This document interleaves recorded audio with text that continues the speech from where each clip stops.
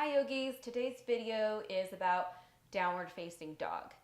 I will disclaimer this by saying that downward facing dog, although it is a pose that is infamous in some ways in yoga, it's not a pose that has to have a very specific alignment for it to be perfect. There's no such thing as perfect in my eyes as a downward facing dog or any pose. We can't really put those restrictions on anything that we do in yoga because every single body, physical, mental, etc., is different. So I'm going to show you a couple of things that might bring better ease to your downward facing dog, or it might correct an alignment that you've been considering lately and haven't asked someone about.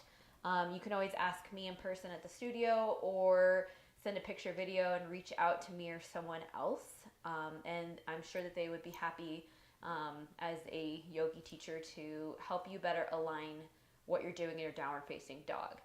Most importantly, I want you to consider how you are feeling in each part of your body as I cue through the downward facing dog. Some of the stuff that I present is, yes, it's anatomy, but it's also your biomechanics. So what are your shoulders doing?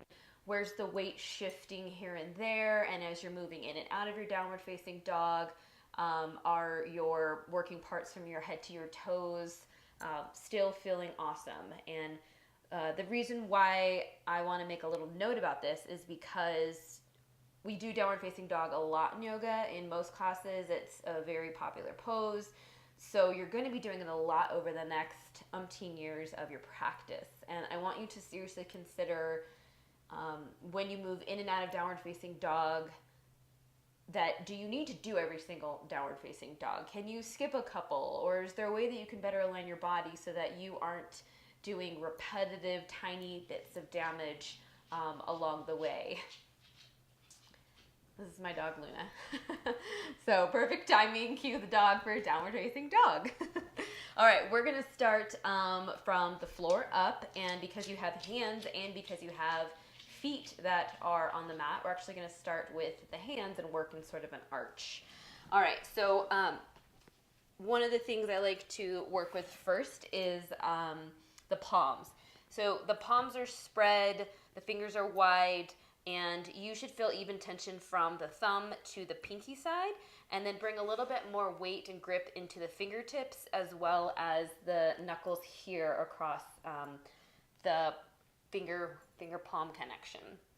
Once you get there with the palms, eventually you're going to figure out how wide or narrow that the hands should be. I tend to go a little bit wider than my shoulders because that feels comfortable for my shoulders. And if you like more direct alignment where it's shoulder, elbow, wrist, and that's fine. Some people go narrow. I personally do not find that comfortable, but if that's where it's at for you, then maybe you just need to be narrow with your palms. So once you get your palms down, the arms are going to be long and extended straight, but not locked out at the elbow joint. You want to allow for the muscles around your joints to take the weight and the pressure and not just push it all into the wrist and push it all into the elbow, okay? If you have wrist problems, you can always roll your mat and have an extra cushion. You could buy a wedge. There's a lot of ways that you can relieve some of the pressure from the wrists. And if any downward facing dog doesn't feel awesome for the wrist, it feels painful, then go back to some wrist exercise, stretches, strengtheners to build that before you get into your downward dog and stay there all the time. Don't just push through excruciating pain, okay? All right, palms down, fingers spread wide. My arms are straight but not locked. And then next comes what angle or which direction am I orienting my whole arm? I see a lot of this where the elbow is pointing towards the side. So as we start to get a little tired in our downward dog, then the elbows start to come out to the sides, right? To better activate a lot of the shoulder support in your downward facing dog, try to get your elbow to point a little bit behind you, okay? Not so much though that it starts to rotate and the palm starts to lift. You'll know when that point comes, but try to get it behind you. And a good trick for that is to start to bend the elbows behind you. And then you'll notice, oh yeah, okay, those are pointing behind me. versus out to the side, okay? So all I did was rotate my shoulder externally and outward so that the back of my arm, my elbow is pointed more or less behind me, okay? So once we get there, another great way to activate some of the extra helper muscles is to lightly pull your palms together. They're not actually going to move, and you're not going 100% here.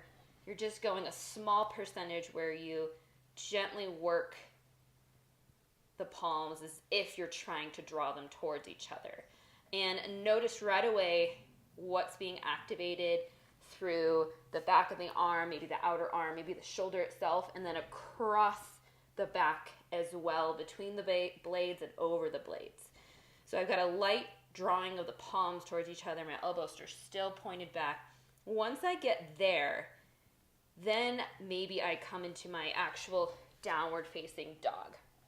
So to get there, let's check in with our alignment setup. Some people do it from a tabletop and they come into their downward facing dog, right? Other people are in a plank position before they shift into their downward facing dog.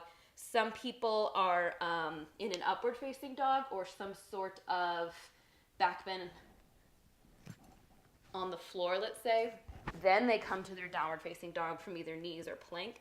But either way, the difference in the length of your torso to your legs, all of that, it might make your downward facing dog not optimal distance between your hands and your feet. So you're going to have to figure that out for your body. Me personally, whether I'm on my knees or in plank, it's a pretty good shift for me to go straight into my downward facing dog, but sometimes I got to wiggle my feet back just a little bit to make the distance between my hands and my feet better. And that's an alignment for me and for the length of my torso and the length of my legs. So decide how far more or less you want them to be apart. So once you're down on your tabletop or your plank, work from the palms up, wrap the elbows behind you, draw the hands in slightly to activate even more muscles to help you shift the weight into the palms and arms and shoulders, and tuck your toes and send it back. And I'm going to work from the hands back up. So my neck is nice and long. It's not scrunched in towards my belly. It's not lifted up, cranking a little crease in the back of my neck. It's nice and long, okay? Which also opens room between my neck and my shoulders. So if I turn to the side, turn away from the side, forward to you. When my elbows are pointing outward, then my shoulders are rotated in and I have almost no room between my neck and my shoulders, and I feel a really intense scrunching happening there.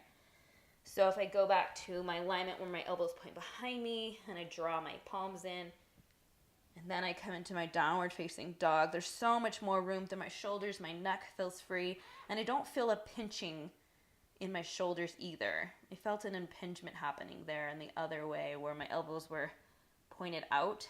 And I'm also utilizing more muscles in my upper arms and wrists to hold my weight.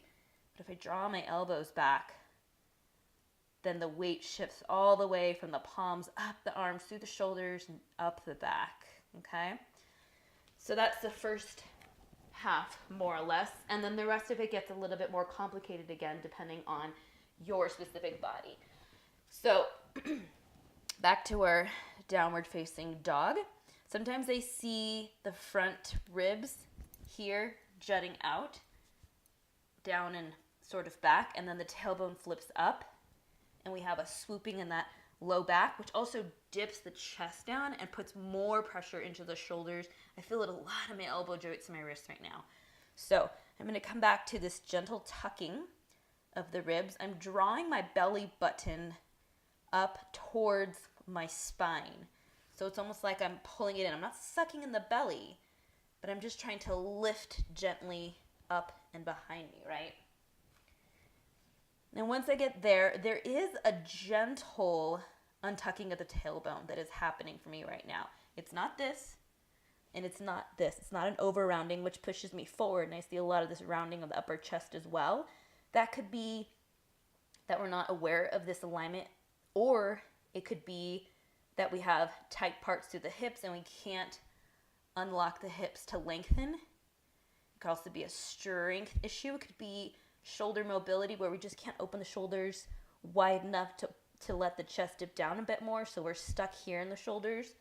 But eventually we're going to get here where we lengthen all the way open to the shoulders. It's not this dipping the chest down, right? It's a nice alignment all the way from the crown of the head to the tailbone.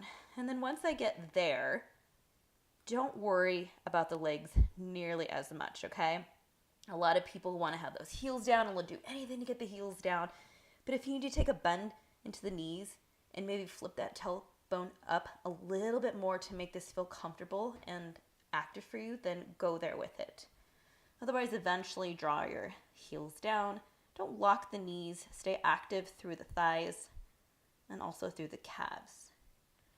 Another option to start working up to your downward facing dog is to take it at tabletop form and just work the upper body. Try to open through the shoulders if that's where you're struggling with. You want the weight from the hands to the feet to be a little bit even, but eventually you'll get there. If you're struggling to open up shoulders or hips to allow you to shift that weight back towards the heels, then work here in a tabletop down dog. Maybe you even take it to a puppy dog just to open through the shoulders. So if you're using it as a transition, maybe you're on your belly doing something, or maybe you're in an upward facing dog or a cobra, and then you come to your downward facing dog, then just shift into your tabletop down dog, or take your actual downward facing dog.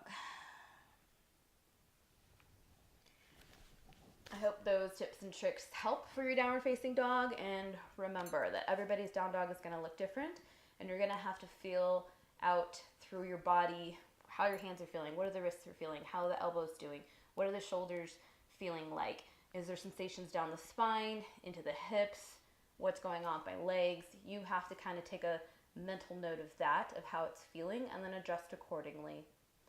Thanks, and I hope these tips were helpful. Namaste.